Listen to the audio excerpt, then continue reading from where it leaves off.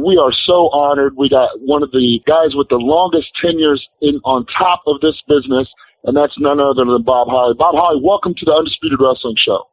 Hi, guys. Thank you for having me. Oh, well, of course, we're honored to have you. Well, I'm glad I'm on your show. It's not often I do podcasts. But when I do, I enjoy doing them. Right on. Well, we're glad that you decided to do ours.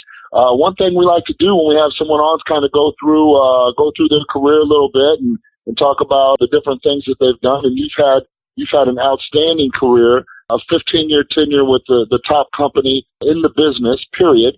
And could you let us know a little bit about how you got your start? Oh, gosh, it goes way back. I was actually working in a automotive shop, and I'm a welder by trade, too. And, oh, nice. My dog's playing with her squeaky toy right now, and she's got it. Here, go play. But anyway, I was afraid she was going to do that. But anyway, I started back in 86, I believe, and started with a company called WOW, and I was actually working in a auto shop at the time, and this one guy that I knew the manager there knew this girl that knew this guy that was a local wrestler in that area, Gulf Coast Championship Wrestling, and she finally introduced me to him after he reluctantly didn't want to meet me and things like that. So I kept worrying the piss out of him to get me, train me and stuff like that. And he finally, there was a school opening up in Pensacola, Florida called, it was just a training school with Bob Sweetan and Rip Tyler and Eddie Sullivan. And so they started a school over there. So I signed up over there and I was driving back and forth every single day to train after work. This was every day. And it was like it was about, from where I lived, it was just over an hour drive for me every single night. And this was after working 8-10 hour day and then going over there and training for about 3 hours and then driving back home, getting up and doing it all over again. Did that for a long time. And then they started to do wrestling shows just right there at the arena. And it was WOW, World Organization Wrestling. And I think on YouTube, you can find some YouTube stuff on it. But, I did that for a long time. And then, when that folded for a couple of years, then I went to Memphis, worked for the Jarretts, which that didn't pan out too well because obviously I wasn't making no money at all. Nobody was making any money, actually, except for Jeff Jarrett. And so I was actually living in my car and sleeping in rest areas and just living off of pretty much nothing. And so that I couldn't take that anymore because we got paid every 2 weeks. And I think my biggest check with Mid-South was like $187. That was my biggest check for 2 weeks now. 2 weeks. Wow. And that's driving every single day because I don't know if you've heard about the Memphis territory, but you drive those you drive 3-4 hour trips in between towns, and that's 6 days a week. So that leaves you no money for anything. And so that's why I was sleeping in rest areas and taking showers that if I could work out in the gym for free, I would, or I'd take a shower at the building, and that was my shower usually. And so that didn't last very long because I called the place I used to work for. I used to work at a cryogenic plant because I'm a welder by trade. So I got my job back there, and then Cornette called me and wanted me to start working for him for Smoky Mountain. And so I did that for a little while, and Cornette wanted me to quit my job and move up to Tennessee because they were running shows, Tennessee, North Carolina, South Carolina. And I couldn't do it. There was just no way I could do it. And, which I'm glad I didn't quit my job because I had a really good paying job, had insurance, everything, had the whole 9 yards. And I'm just glad I didn't quit because, as you know, Smoky Mountain folded. And then, so I started, and then let me back up a little bit because I kind of skipped over. I started after the Memphis thing. I kind of started doing the thing with NWA, WCW, going up to Atlanta and doing jobs up there and trying to get my foot in the door somehow. And that's how I met Cornette. And he told me, he said to quit coming up here doing jobs. I'm like, why's that? He said, because you're good enough to where they'll just keep you getting these guys over, and that's all they'll use you for. So quit coming up here. And that was the first time I ever met Ron Simmons up there too, because I had a match with Jackie Fulton. And so, I had to put Jackie over, and after I had put him over, I came back in the locker room and Ron was sitting there and said, damn, they needed to be pushing you instead of Jackie Fulton. And because everything I did, I was kind of waiting on him, and I did it on purpose, to be perfectly honest with you. And, cause I was like a step ahead of him. I was just a little bit faster than him. So like an arm drag, I'd be up before him, or a hip toss, I'd be up before him, or any kind of move where we both ended up on the mat together, I'd be up way before him and waiting on him. So, and that's how, for people that don't understand how I kind of made him, made him look bad in a sense, because I was waiting on him. For folks that don't know what I meant by that, that's what I mean, where I'd be up before him and just waiting for the next move, waiting for him to get up so we can go into the next move. And so then that's how I met Cornette, and then I went to the Smoky Mountain route, and then I pretty much said the heck with it. I'm done wrestling, because I was working at the cryogenic plant, I was welding tanks. I was a TIG welder. And for those people out there that know what welding is, Heliarc, I was doing stainless pipe, which had to be x-rayed. So, it's a pretty tedious job, which I enjoyed. I really liked my job a lot. And I was working 8, 10, 12, sometimes 12 hours a day. It just depended on, the workload that came in. And what I was doing, I was burning up my vacation days by driving up to Tennessee, South Carolina, and so forth to work for Cornette on the weekends. And what I would do is I would take off on Friday, use a vacation day, drive up to wherever I had to go, wrestle that whole weekend, Friday, Saturday, Sunday, and then after the show Sunday night, I would drive all the way back to Mobile, get home just in time to take a shower, and get ready to go back to work at the plant. And that's what I did for, quite a while. And I called Cornette up after a while and just said, I just can't do this anymore. Cause it was just really, really, I was wore out. I mean, I was just wore slap out trying to keep up. And, so I pretty much threw my hands up in the air and said, you know what, I'm finished. And then that buddy of mine that actually got me started in wrestling, he grew up with Paul Bearer, William Moody. Paul Bearer is known, in WWE with The Undertaker and all that. And so they grew up together and they were good friends. So he actually gave, Moody my, video and took to WWE, and they saw it and they liked it. And then the rest is history from there. Well, that's awesome. You talk about, I want to back up just a little bit, Bob. You talked about training with Sweet Tan. I used to travel when I first got started. Before I moved to Cincinnati, I was traveling back and forth to train with Les Thatcher from Illinois, and the old man would try to stretch me if he heard this and didn't know, and I didn't tell you he said hi. So let me get that out of the way.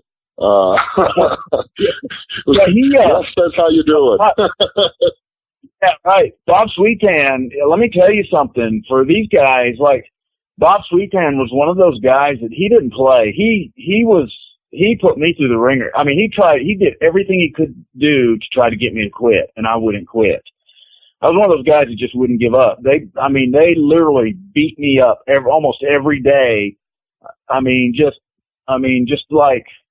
That whole thing I did with Matt Capitelli, that ain't nothing. Let me tell you something. That's nothing what happened with me. And I would just be dogged every single day. But I wanted to wrestle so bad, I never said a word. I kept coming back. A lot of guys ended up quitting. The whole group that was there training at WOW, I was the only one that kept going. The only one that kept going out of the whole group. And the only one that actually made it to WWE. But yeah, Bob Sweetan, he would ride his bicycle and we'd have to run 2 or 3 miles. And then anybody that started slowing down or walking, we'd have to run it all over again. And so it was brutal, the things that he would do. They'd stretch us, they'd shoot on us and everything, and just practically break our arms, our legs, everything. I wrote a book also, and for those of you who don't know, you can get it at Amazon.com. It's the Bob Holly story, The Hardcore Truth. And that I go into more detail of my whole career pretty much. So, but yeah, Bob Sweetan he's one of those guys back in the day that you just didn't screw with. Wow. I know a lot of people thought you were from Alabama area, but you actually were born in California and moved out to Oregon. Isn't that right? Yes. And that's where I first discovered wrestling, was when I moved to Oregon.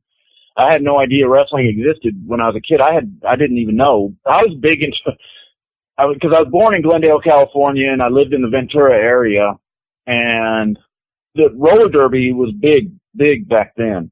And I thought roller derby obviously was real, and come to find out it's just, it's entertainment just like wrestling.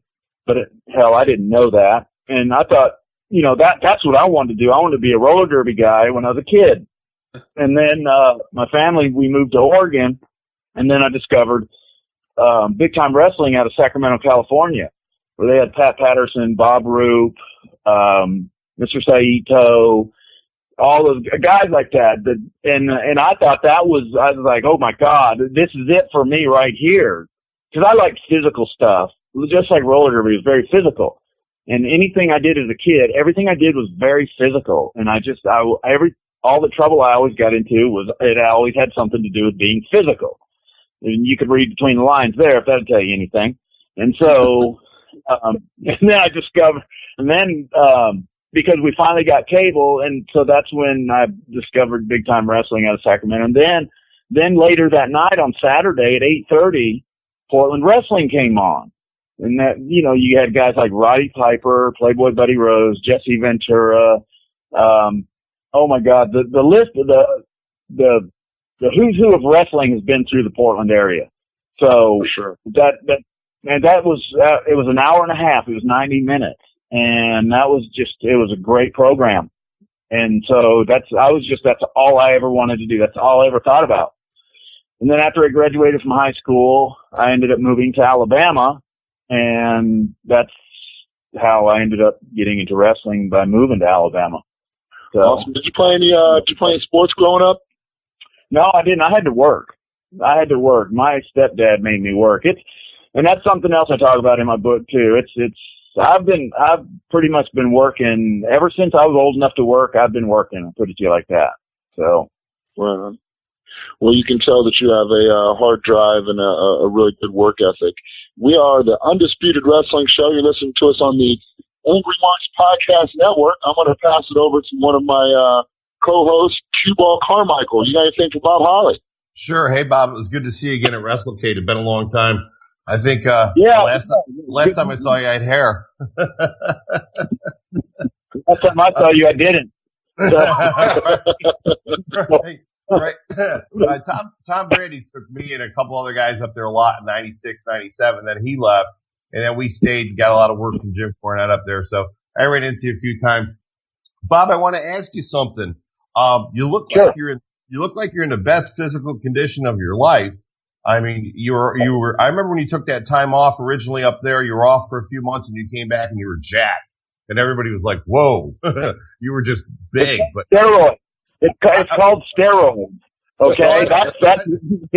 I learned a lot while I was off, and I learned how to use steroids. Okay. That's how I came back jacked.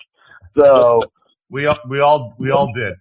Everybody did back in the day, Bob. You know that. Everybody, even the enhancement guys like me that were up there, everybody was jacked up. You had to be. I mean, you couldn't. Right. And there's, you know what the thing is? It's like, there's no shame in admitting I was on steroids or anybody, because the thing is like, people choose, alcohol is way worse than anything you put in your system, because look how many people die from drunk drivers. Look how many issues there are on a nightly basis because of alcohol, because of drunk people, and you don't hear any issues with steroids at all. If you do, it's so minor, but people always want to point the finger. Oh my God, he does steroids. Jesus, well, let's judge him because he does steroids. Okay, well, let's judge you because you drank alcohol and you smoked cigarettes, you jackass. So what's the difference, right? Am I right? Yeah, there's the old Bob Holly. Yeah, I don't, it's like now, I work out pretty much every day. Sometimes I'll take 2 or 3 days off, take a break, and then I'll hit it again every day for a while. And I eat really clean for the most part. I mean, if there's something I want to eat, I eat it.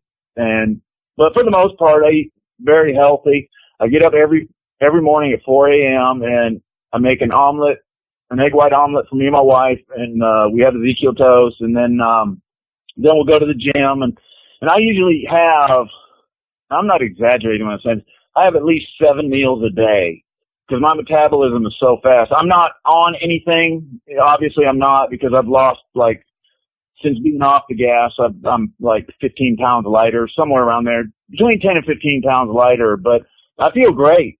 I just, hurt every day, but I mean, I feel great. Listen, I'm a couple years older than you. I know the deal, but, well, you know what?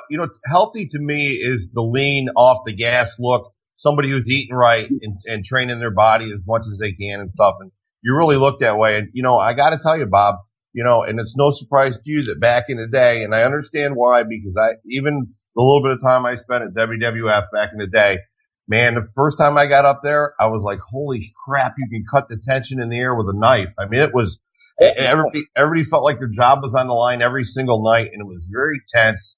And, even the guys that have been there for a long time were nervous. And, but I don't know. I don't want to say the wrong thing. I don't want to say that you got a bad rap or anything, but you were kind of quiet and you really seemed like you were to yourself a little bit. And I watched you at WrestleCade on Saturday with the fans and the people coming up and talking to you. And I was like, wow, he's really a lot more relaxed at this point in his life than he was maybe 12, 15 years ago. Is that and it was up there? No, and that's true. That's true. What was that? I didn't get that last comment. What was that? Was that the tension I talked about up there? Everybody felt like their job was in jeopardy every night. Oh yeah. You know what? And you're under so much pressure because they invest a lot of money in you. And when they put you on TV, they're investing a lot of money. You may not, people don't see that on the outside, and a lot of people don't know that.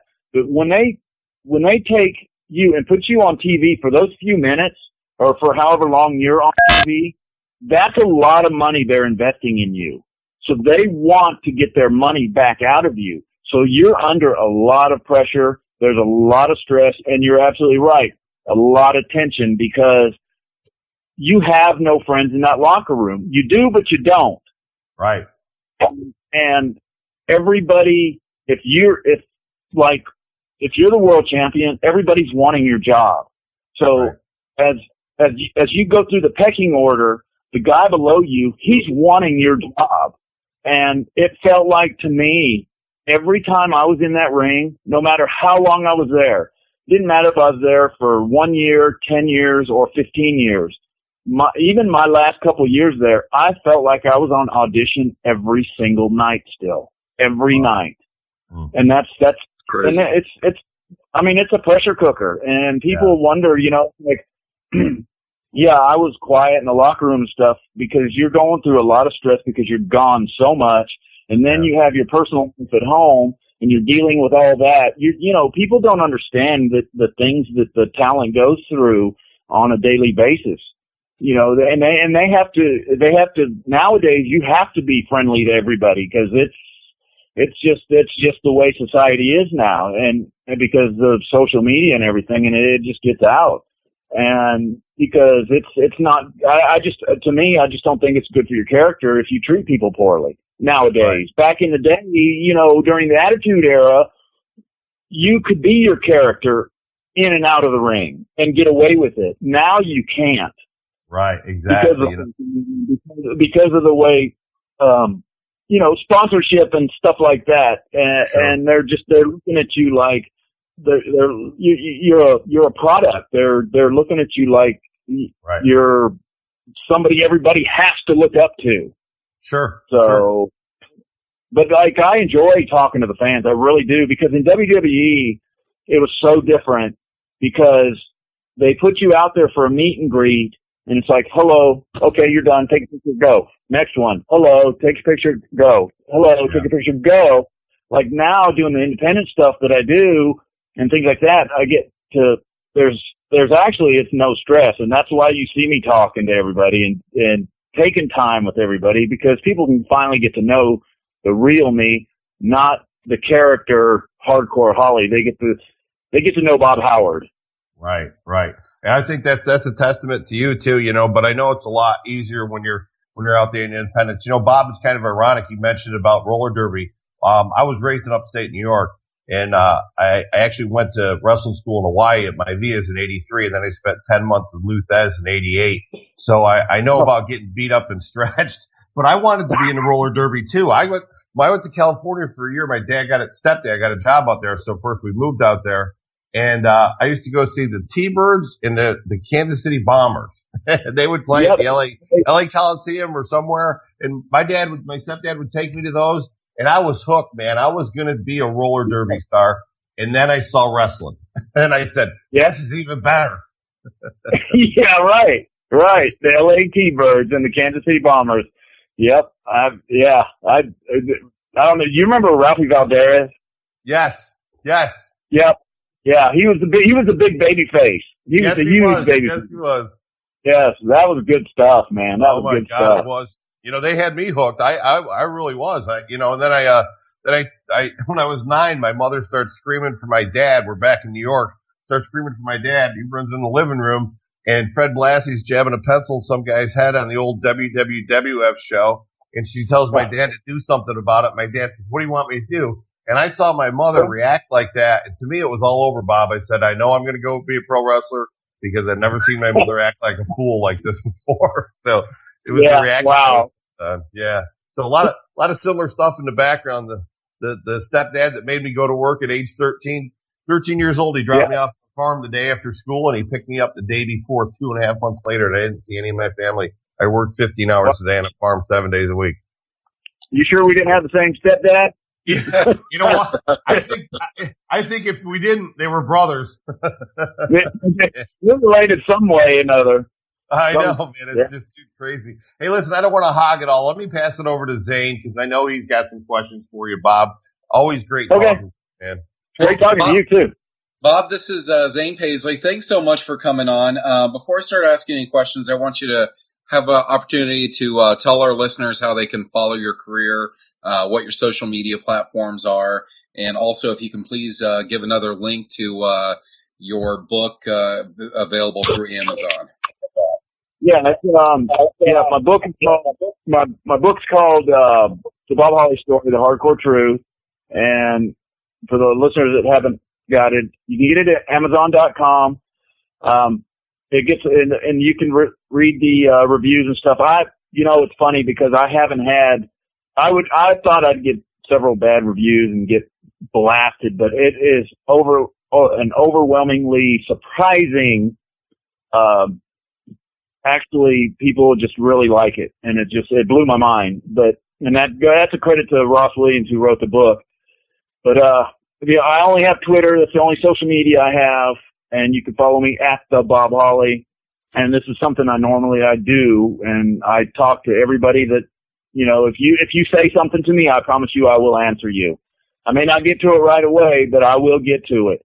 And you can ask anybody on there on Twitter that I've spoke to. They will tell you I will answer you. So if you go to at the Bob Holly and follow me, you have to follow me.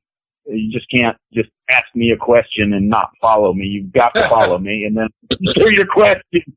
So, but yeah, Amazon.com is written by Ross Williams. He was the ghostwriter, and he did a terrific job. So, and that book's been out for almost 3 years now, and it's still selling like crazy. And I'm so grateful.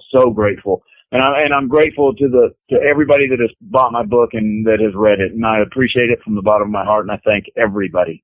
Well, Bob, I had a chance to meet you in Fort Wayne, Indiana a couple years ago, with Jason Maprill's, Heroes and Legends promotion. It was kind of fun because you were really close, seating wise to, Al Snow and, Blue Meanie. So it was a mini job squad.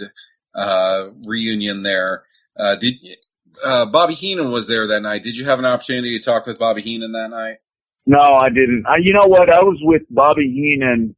Oh gosh, it was up in New York. Gosh, it was maybe 6-7 months ago. I'm bad at time, but anyway, he was just, he can't really talk. His wife was with him. We were in the car because I don't even think he knew it was me in the car because I was in the back seat when they picked him up and they put him in the front seat. And I didn't really get a chance to talk to him then, but I didn't actually talk to him at that. I didn't know even know he was there at that one that we were at. Yeah, WrestleCade, he was there. Bob, that day you were wearing a Hoosier Racing Tire hat, and I said, "Oh, did you wear that because you're in Indiana?" And you're like, "No, it's the tires that I use." I just thought that was awesome that you kind of lived the gimmick. So I thought that was great. And oh yeah, I'm a racing freak. I'm a racing freak through and through. I love racing. That is my truest passion on the planet is racing. And there's no better place for me to be than in a race car. I enjoyed wrestling. Don't get me wrong. I loved wrestling. That was what I wanted to do from the beginning. And then I had an opportunity to drive a race car, and that's just a whole nother topic to talk about because racing, being in a race car an inch from the car in front of you, car behind you, car beside you, whatever, it's just a total adrenaline rush that is just unbelievable. Well, with you being a big fan of roller derby and obviously a professional wrestling veteran, have you ever done one of the figure eight races where there's lots of opportunities to crash into people? No, I haven't done one of those. I've always had those cars that are very expensive and just really like you don't want to tear those things up because you just rip a fender off and that's $500 right there or more, and so I never did a figure eight. No. All those figure eight races is organized demolition derbies. Oh, that's what they are. And they're dangerous too because you can get hit a driver's side door and you're done. Yep. And that's something I just never, I've enjoyed watching it. I just never wanted to participate in it. I'll put it to you like that. So. Well, my final question, go ahead, Bob. Oh, I'm sorry. But in my book, I talk about my whole racing career and, a couple of the fights that I got into while I was racing. I've always enjoyed that part of it. Sometimes I felt like I showed up hoping a fight would break out and then I'd be in a race maybe later on or something. But I talk in my book. I talk about this one story in racing. It's when I won the track championship down in Mobile. But I cover a lot in my book. Put it like this: I wrestled a bear. I've done a lot of things, and people are just going to have to read my book to find out more about it. So, and I do have somebody. There was a guy at the gym the other day. Somehow it came up that I wrestled a bear, and I told him, I have the video, and he wanted to see the video, and I said, no, that video will never ever be seen. Ever, because the first time somebody sees it, that video is going to be posted on every source possible, and it's not going to happen. You couldn't pay me enough money to post this video, I'll tell you that. So keep that. But yeah, keep that one in your, keep that one in your first match, locked in safe. Yeah, exactly, and that won't never be seen either. My very first match. No, sir. You couldn't put a price on those. Bob, you want to talk about pressure? My first match was at the Neil Blaisdell Center in Honolulu. There was 8,000 people out there. I was blown up by the time I got to the ring. Oh my God.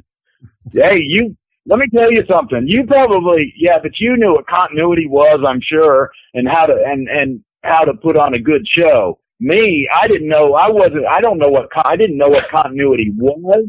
All I know, I didn't know anything. I mean, this was a disaster from the time I walked to the ring to the time I walked back to the locker room. And I have it on video, but it's so bad you would have never ever thought I would have became a professional wrestler after watching this video. You'd have never thought in a million years, how did this guy become a professional wrestler after watching that debacle? I promise you, you'd have thought that. I guarantee it.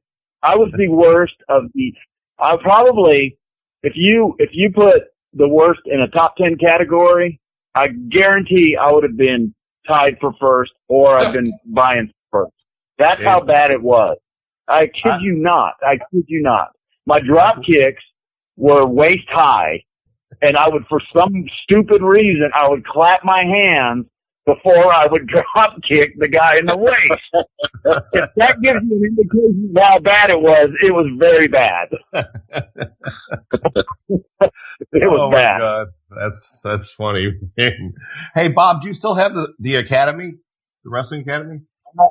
You know, it's funny. People ask me that all the time. I've never had one. I've never, ever had one. There's a web page with you on it. I know, and it's not mine. Somebody else did that. I have nothing to do with that. Oh my God. Wow. I saw that. I know enough about you anyway, cause I've been around you and stuff, but I mean, I went back to research who trained you and stuff a little bit, and that popped up, and I'm like, well, you know, I have a school here, you know who Joey Mercury is, right? I love Joey. Yeah. I trained him. And, so. Joey's good. Yeah, he's good. He was a good student too. I trained him. He came to my school when he was 16 with his mom and begged and cried until she signed the consent form. It was awesome. But I opened up a school down here and I called it, you know, Lou Thez had the Norfolk Academy I went to, and I didn't want to be a wrestling school. So it's Evolution Wrestling Academy, and I looked at it and said, oh, I got to mention this to Bob because he put Academy in his name too. But now I'm like, I got to find the guy that did this and probably shoot him. Right. Somebody should. It's just like people like on social media, Facebook and Twitter and stuff like that. I don't have Facebook, but I've heard like people have asked me, oh, hey, you got a Facebook account? No, I don't. Somebody else is posing as me having a Facebook or a Twitter account or something. Because I've actually seen on Twitter somebody named Bob Holly, and they're acting like me on there, which at the Bob Holly is me. And I think I've got 43,000 followers. So if whoever decides to follow me, if you do decide to, thank you. But I've got like 43,000 followers. But point being is, there's people out there for some reason, and they do it with all the wrestling stars, the wrestling talent and everything. People, for some reason, I guess they're starved for attention. That's why they do it, because they know they'll get attention from it. So I don't know. It's not, you know, the only thing I have is Ask the Bob Holly on Twitter. That's all I got. I don't have a wrestling school. I don't have Facebook. I don't have any kind of Instagram, social media, anything. That's, you know, so. I'm gonna Twitter you right now, Bob. So make sure I'm gonna follow you. Follow me back if you get a chance, will you? Because I need the help. I'm trying to get WrestlingTees.com to carry my shirt, which for basically an indie guy is kind of tough. You're asking the wrong person to help you because I don't have that many followers. I'm a late bloomer. I'll follow you. Don't worry about that. I'm kind of a late bloomer on Twitter because I really wasn't gonna get it until we decided to write the book. When the book came out, that's when I decided to get on Twitter. So I've only had Twitter for a few years. And, so I haven't, and I think that's probably why maybe I don't have hundreds of thousands of followers because I'm a late bloomer. And a lot of people, and I'm not verified. So, and I think a lot of people aren't sure that if it is really me. So for the ones listening to y'all's show, it is at the Bob Holly is me. So. Beautiful. Drew, you want to finish up with Bob? We'll get him off the line. I know he's given us plenty of time. And Bob, we really appreciate it, man. Okay. Hey, did you just say pitiful? No. Or beautiful? Beautiful. No, I'm just kidding. I knew you said beautiful. I was just messing with you. I thought. I get it. Humor. It is right. Humor. What is that? In the wrestling business, what is that? I don't know. I know, right? I don't know about you, but I can't really do two things at once, and I was trying to type it. Right. You'll see. You'll know it's me because there will be pictures of me working on my, like, out doing stuff to my Jeep, like I painted my fenders and stuff like that, and I took you'll see pictures of my interior. I've stripped the whole interior out and redid all that. So I'm well versed in working on vehicles too. So just if I need to be an auto mechanic, I can if I have to. If times get tough, that's what I can do. So, hey man, you know what? You got it. I tell every young wrestler I train, stay in school, get a trade. I don't care what it is. I went to school to be an auto mechanic, was a licensed state inspector, and then I got into selling cars and had a sales career. But you got to have something to fall back on, because one of my best friends in the business is a big wrestler, 500-pound guy, starting a couple WrestleManias, got a shaved head like me. Probably know who I'm talking about, but I don't want to mention any names. When wrestling went away for him, it was a struggle because he had nothing to fall back on, and that's tough. Right. And a lot of guys, see, that's the thing. It's like a lot of these guys don't have anything to fall back on. I know somebody that I'm good friends with, and again, I'm not going to mention no names, that they don't have a trade. They don't know how to do anything but wrestle. The wrestling is all they know how to do. And it's like with me, when I was with WWE, I never really worried about getting fired. Did I want to get fired? No. Did I worry about it? No, because I had a trade to fall back on. Because being a welder, especially when you weld Heliar, like stainless, you can make a lot of money welding. And also, being a mechanic and stuff like that, working on cars, you can get a job anywhere doing those two trades. Absolutely. And that's why I never ever worried about it. It's like when I got in that fight in the locker room, Vince threatened to fire me, and I told him, do what you got to do, because I'll do what I have to do. And he wasn't worried about me being worried about being fired, so he didn't fire me. So that's something I'm just never worried about. And I think the young kids need to take a message from that, Bob, so they got something to fall back on. Yeah, that's the biggest thing I recommend is even if you're in wrestling now, find a trade to get into that you can fall back on, because wrestling doesn't last forever. Your body is not going to hold up forever. And a lot of guys, they become agents after the fact, but then there's a lot of guys who don't become agents or producers or work in the wrestling industry in any way, and they're just SOL. So you need young guys need to find a trade. So yeah, I agree with you. I agree with you. Plus, it's probably nice to be home a little bit more often than you used to be, isn't it? Oh, it is. It is. It really is. But when wrestling is in your blood, that's all you want to do. And these guys can follow their dreams, become a wrestler, but make sure they have something to fall back on. Because then, if you get a career injury to where you can't wrestle anymore, then what you do. So, or your run is up. You end up not making the big dollars that a lot of the top guys make, and your run is up. Then what are you going to do? So, you're not going to survive on the independents anymore. That's for sure. Oh, hell no. No. Hey, Bob, as someone who has, started off doing some territory work, spent all that time on top, and then now are back in the indies, what's some of the biggest changes in the industry that you've seen? What's the biggest change? Some of the biggest changes, between before, back in the territory days to now how it is on the indies. I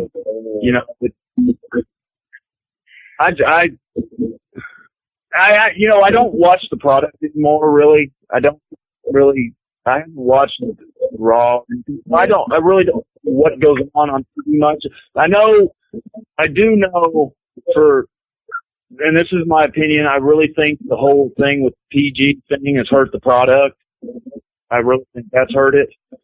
And they're just, when I was trying to keep up with it, a lot of cookie cutter guys. Everybody looked the same. And everybody does the same things. And nobody really stands out above the rest. I think where they have to stand out is through their promos. I really believe that's how they have to stand out.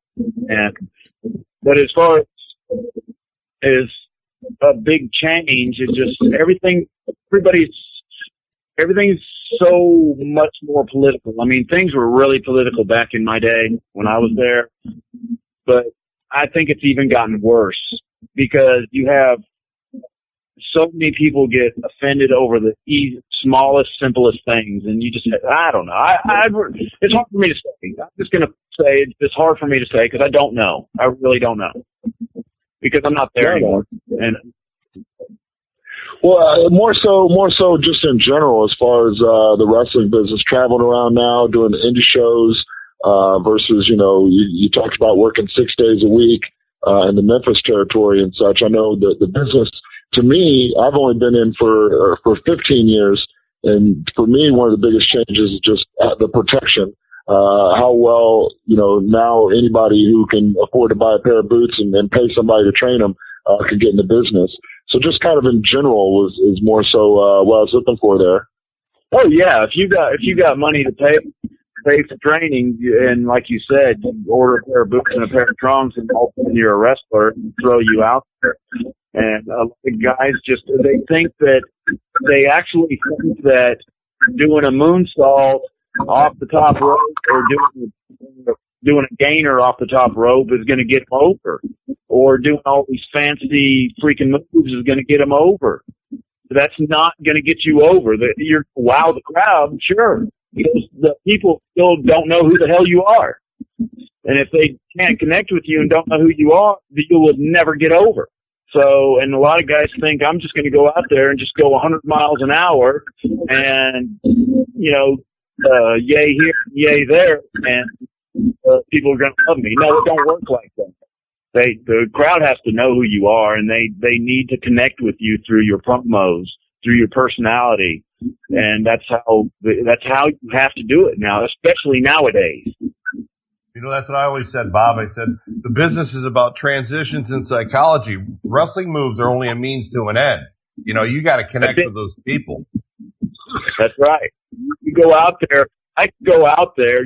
Anybody can go out there and do 50,000 moves, but those moves don't mean nothing if those people don't know who you are. Exactly. And I could go out there with somebody. Actually, Drew and I did it. We went out there and we hardly did anything. I mean, I don't know how we didn't take hardly any bumps, did anything, and we told a great story. And the people were into the match. They bought it, hook, line, and sinker, and it was a really good match. And of course, it takes two people, because it takes two people to understand what the hell's going on in the ring that we're trying to accomplish, because we both have the same goal in mind. And as long as people are on the same page, you don't have to do a whole lot of stuff, and it just works. And that takes experience. That takes understanding psychology of wrestling and telling a story. And I saw that match, Bob. I saw that match, Bob. I told Drew sent it to me. I watched it maybe a month ago or 6 weeks ago. And I said, that's a freaking great match, because you guys got the most out of the crowd by doing the least, which that's working. Yeah. Right. We didn't have to, and we didn't work hard. We worked hard, but we didn't work hard, if that makes sense. Yeah, absolutely. So, and I got to tell you, Bob, I really appreciated that match. I got to tell you, going into it, you talk about, fans getting emotionally attached through promos, and that's how they get to know you. And in the wrestling community, especially on the indies, you were always known as, an honest guy, which is great, especially in this business. There's so many people that are dishonest. And, anytime anybody mentions the name Bob Holly, the first thing that comes up is honesty. And up until a couple of years ago, the next thing that would come up is a badass, a guy that, you mess up or anything, he'll beat your ass. And so, I got to tell you, I was a little nervous going in, and you calmed me right down. You were a great guy to talk to. You didn't have no problem extending that knowledge, and I wanted to, thank you for that publicly. It was a great match, and I really appreciated it. And you let me know the real you, and I think that's with these podcasts that you've been doing and your book that's coming out. I think it's great that people are getting to know the real Bob Holly and not that bad rep with the Matt Capitelli and the things of that nature. Yeah, well, I appreciate it, man. And when I do when I met you, stuff like that, I knew you were a great guy too, and I knew you could work, and I wanted to put you over, and because it's like I don't have to win to get over. I don't care about that. It's all about getting you over because you work for that company and in that territory a lot and things of that nature, and so to me, I just wanted to put you over, and because I wasn't worried about me, I knew I could get myself over anyway. And a lot of people don't know how to do that, and they think because they have to go up there and do a job. And it was my choice to put you over, and I wanted to do that. And a lot of guys nowadays too, well, it's just the nature of the business too. A lot of guys, if they have to put somebody over, they get upset about it. And the only reason they get upset because they don't know how to get themselves over in the meantime while getting somebody else over. And it took me a long time to learn that. And once I learned it, it's not it's something, there's an art to it. And Shawn Michaels is truly the best at explaining everything. And that's who I learned it from. And because I'd watch him, how he did stuff and how he got, even if he did a job, he still got himself over. And that's a lost art nowadays. And, but I just thought I wasn't worried about it because I knew that that's one of your, because you always work in that area and that was one of the companies you always work for and stuff like that. And I thought that was the right thing to do. Well, I greatly appreciate it, Bob, and I had a blast. It was a learning experience for me, and you definitely learned that art form and perfected it. Because Bob Holly was always one of those guys that may have been on the mid card, but when Bob Holly was in there, you knew he was a viable competitor and could win at any time. Well, see, and that's the thing. It's like I never wanted people to see what I did. And a lot of people, I got a bad rap for always being, oh my God, he's so rough that. But I've never ever hurt anybody for the day. I've never hurt anybody for the day of work. And I prided myself on making everything look as good as possible without being real. I wanted it as believable as possible without being real. But I wanted people to think, question, was that real or wasn't it real? And I think I pulled it off pretty good. I think I did simply because a lot of people always thought that I was too rough.